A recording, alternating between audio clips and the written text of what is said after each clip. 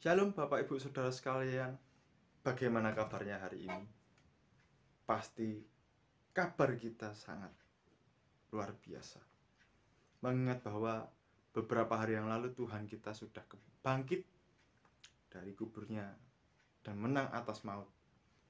Dan Dia juga membebaskan kita dari segala dosa-dosa kita. Nah, pada hari ini juga kita akan sedikit menerima renungan dari Tuhan. Nah, mari sebelum kita jauh masuk ke dalam renungan yang akan kita baca hari ini, kita dengarkan hari ini, mari kita bersatu di dalam doa. Puji dan syukur Tuhan kami panjatkan kehadirat-Mu atas segala kasih, segala karunia-Mu sehingga kami dapat bertemu kembali di hari yang indah ini. Dan kami juga dapat sebentar lagi juga akan mendengarkan sedikit renungan Tuhan. Ya Tuhan, tolong Kau berkati setiap renungan yang kami dengarkan pada hari ini. Tuhan berkati agar renungan ini dapat kami terima, dapat menjadi santapan bagi rohani kami dan menumbuhkan iman kami di dalam-Mu Tuhan. Dalam nama-Mu Tuhan kami sudah berdoa dan mengucap syukur. Amin. Bacaan kita pada hari ini terambil dari 1 Petrus 1 ayat 23 sampai 25. 1 Petrus 1 ayat 23 sampai 25. Demikian bunyinya. Karena kamu telah dilahirkan kembali, bukan dari benih yang fana, tetapi dari benih yang tidak fana, oleh firman Allah yang hidup dan yang kekal. Sebab semua yang hidup adalah seperti rumput, dan segala kemuliaannya seperti bunga rumput. Rumput menjadi kering, dan bunga pun akan gugur. Tetapi firman Tuhan tetap untuk selama-lamanya. Inilah firman yang disampaikan Injil kepada kamu. Berbahagialah bagi setiap kita yang senantiasa mendengarkan, merenungkan, dan membaca firman-Nya dan memeliharanya di dalam diri kita. Nah, Bapak Ibu, Saudara sekalian, kita kan beberapa hari yang lalu ini udah merayakan Paskah, rentetan minggu-minggu Paskah, dari Kamis Putih, Jumat Agung, Sabtu Sunyi, dan Minggu Paskah. Nah, peristiwa ini adalah peristiwa yang sangat bermakna bagi kita semua, di mana pada hari Jumat Tuhan Yesus mati di atas kayu salib, turun ke dalam kerajaan maut, dan pada hari yang ketiga Ia akan bangkit dari antara orang-orang mati. Kebangkitan Yesus juga tidak semena-mena ya kebangkitan semata. Tiba-tiba, Tuhan kita bangkit, hore. Enggak. Kita merayakan Paskah bukan untuk itu aja. Kita merayakan Paskah karena selain kebangkitan Tuhan Yesus, di dalam peristiwa kebangkitannya ini, Tuhan juga membebaskan kita. Rentetan Paskah itu menjadi peringatan bagi kita karena Tuhan Yesus mau mengorbankan nyawanya untuk menebus dosa setiap manusia, terutama dan juga untuk orang-orang yang percaya kepadanya. Secara otomatis hidup kita harusnya berubah. Hidup kita yang lama, yang penuh dengan kefanaan, penuh keduniawian, semestinya juga ikut berubah. Hidup kita penuh dengan roh. Hidup kita semakin dekat dengan Tuhan. Tapi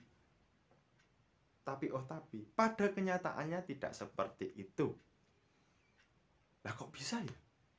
Kebangkitan Kristus, peristiwa Paskah ini, peristiwa kematian, dari kematian hingga kebangkitannya itu seakan sia-sia. Sia-sianya kenapa ya? Ya karena manusianya ini tidak mau hidup baru. Padahal mereka semua sudah dilahirkan baru, dan mereka bukan menjadi manusia yang fana, melainkan menjadi manusia yang penuh dengan firman Tuhan, manusia yang hidup dalam Tuhan. Kehidupan yang diberikan oleh Tuhan melalui firman-Nya itu bukanlah kehidupan yang sementara, tapi kehidupan yang abadi. Di kehidupan yang baru, semestinya manusia itu berubah. Sebenarnya kita itu berubah di kehidupan kita yang baru loh ya. Yang dulunya kita setiap ada masalah dikit kita emosi, tiba-tiba kata-kata kasar keluar, ataupun perbuatan kita malah membuat orang-orang di sekitar kita tidak nyaman, mereka terganggu dan menjadi musuh kita. Itu semestinya bisa berubah sih, perlahan-lahan tapi pasti ya, katakanlah seperti itu. Cuman kalau manusia yang hidup baru ini nggak mengimani kehadiran Tuhan di dalam diri mereka, ya mereka pasti akan takut mencoba merubah diri mereka. Mereka merasa sudah nyaman dengan dirinya yang lama. Mereka sudah nyaman dengan kehidupan yang mereka alami biasanya. Lah kehidupan biasanya itu seperti apa? Ya, gimana ya, kehidupan biasa yang sering terjadi adalah mereka bangun, terus pergi kerja, pergi sekolah, pulang, tidur. Kehidupannya seperti itu, monoton. Bahkan ketika hari Minggu pun mereka cuma bangun, ikut pergi ibadah di gereja, pulang, tidur lagi. Udah, gitu kok. Wait, gak ada perkembangannya bro. Gak ada perkembangannya lah. Nah terus, kok mereka seperti itu? Ya, mereka seperti itu karena mereka gak menerima Tuhan. Mereka gak meyakini bahwa setiap langkah yang mereka ambil, mereka disertai oleh Tuhan. Kalau berarti kan mereka juga mempertanyakan bukti penyertaan Tuhan itu seperti apa ya? Padahal tuh ya Tuhan udah rela mengorbankan dirinya, mengorbankan Yesus putranya yang tunggal itu untuk menebus dosa kita, dosa manusia. Itu adalah salah satu bentuk cinta kasih paling ajaib yang pernah terjadi. Mengorbankan diri untuk menebus orang yang bersalah padahal dia sendiri nggak bersalah. Itu adalah bukti penyertaan, salah satu bukti paling terlihat penyertaan Tuhan di dalam kehidupan manusia. Berarti kita sebagai orang yang sudah ditebusnya harus bagaimana ya? Tadi kan dia hidupnya monoton, secara langsung dia mempertanyakan, apakah aku disertai Tuhan? Padahal Tuhan udah, padahal secara tertulis kita udah tahu bahwa Tuhan itu menyertai kita sampai dia rela mengorbankan dirinya untuk menebus dosa kita. Berarti kan kita disertai lah. Kita menanggapi penyertaan ini seperti apa? Ya janganlah kita takut untuk melangkah maju. Janganlah takut kita menempuh hari yang baru. Mau perekonomian sedang lesu, mau tidak, kita tetap melangkah terus. Kita tetap melangkah, memberitakan kemuliaan Tuhan. Kita menjadi saksinya Tuhan. Kita juga bisa menolong orang-orang di sekitar kita tanpa harus diketahui oleh orang lain. Nah, itu salah satu bentuk langkah yang perlu kita ambil. Sehingga ketika nanti kita berada di akhir, kita nggak akan menyesal sama sekali. Tuhan pasti akan selalu menyertai setiap langkah yang kita ambil. Karena Tuhan juga sudah memberikan bukti yang paling terlihat, yang sangat-sangat tidak bisa dibantah, yaitu kematiannya untuk menebus dosa kita. Kita yang dunia seperti rumput, seperti rumput dan seperti bunga rumput yang suatu saat akan layu, suatu saat akan gugur, kita menjadi sesuatu yang baru, kita menjadi manusia yang baru.